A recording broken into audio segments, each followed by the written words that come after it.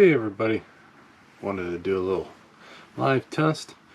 As you can see in the one corner of the screen, right over here, you can see that I do have a countdown that will show when 48 hours is up. So I still got about 4 hours before I can start building, and kind of wanted to do a little test before I went to the full-blown live build. I did want to go live. The only reason I wanted to do that is because it'll save me time on the editing. It'll actually just go live and I can just do it that way. So one thing, so that this ain't a waste, I know a lot of people talk about taking the chrome off your parts. A lot of people use bleach, they use super clean, they use the greasers and stuff like that. Well, this is Purple Power. I've had it forever, and I know it's different for each chrome, but this was actually good looking chrome. It took 10 minutes to take that chrome off of there. So I got that de-chromed. I let it sit for a little while to hopefully get any kind of that varnish off of it. But I've had that for quite a while, and all I do is use it to strip the actual paint off of anything. But I never tried to use it as a dechromer. That was excellent. So that's going to be my new way of doing it. I used to use that Totally Awesome. It seemed like you stripped a thing of parts and then it was actually done. So, and the other thing is this is my Purple Pond tub. In here I am stripping the that Ford I had going on, and I'm also stripping one of my paint stands. Kind of getting a little build up. This one here, you can see it actually flaking completely off. So I'll probably end up washing that off here in a little bit after this video. But I did just want to do a test.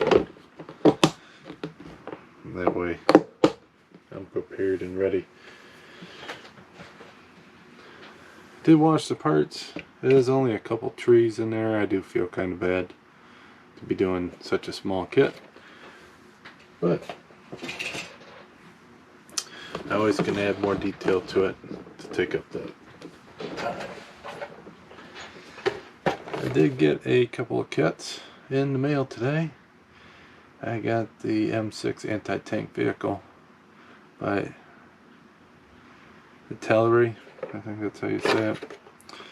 I don't do many military vehicles, but the more and more I actually look at them, the more I like them. So this is a 1/72nd scale. I actually got a good deal on this because I said the box was not gift quality, so I think I got about $10 off of it. So, but as you can see, it's very small. There's a piece, and there's a piece knocked off of it. So that's an actual part, not a...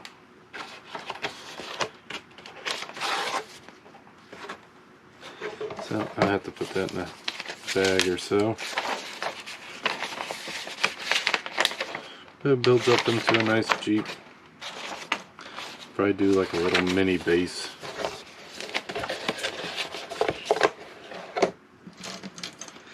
But yeah, it's got 3 guys. It's nice Jeep anti-tank. But that's the frame. So it should be able to fit on my thumb when I'm done.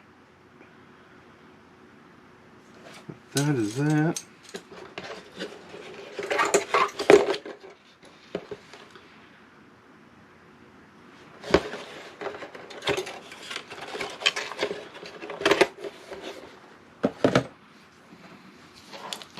I'll have to put that into this bag here.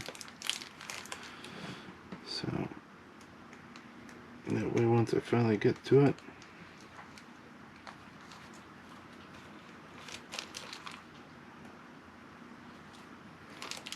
be lost.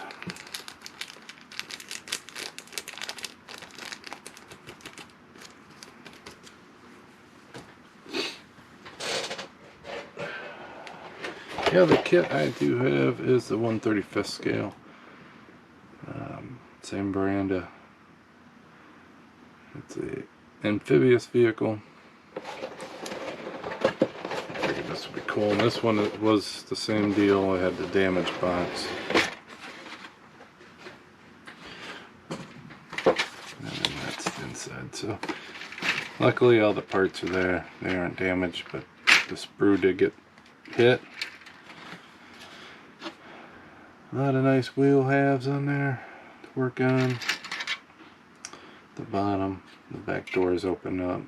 Some really nice detail on the exhaust. And then this is the inner part. Everything looks fine. There's a piece over there knocked off the tree. Nothing looks broke. Got some canvas there. This will be the same thing. I'll end up building a little base for it. So that's the two kits I got today.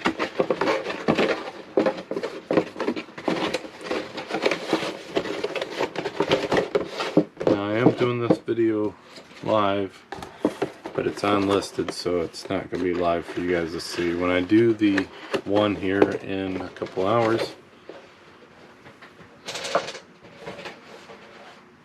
it will be live at the same time as you guys can see it.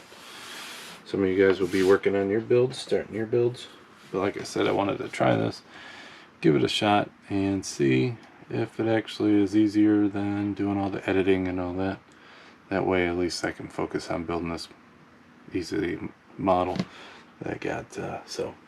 Alright, I will talk to you guys later, and good luck on you guys' builds, and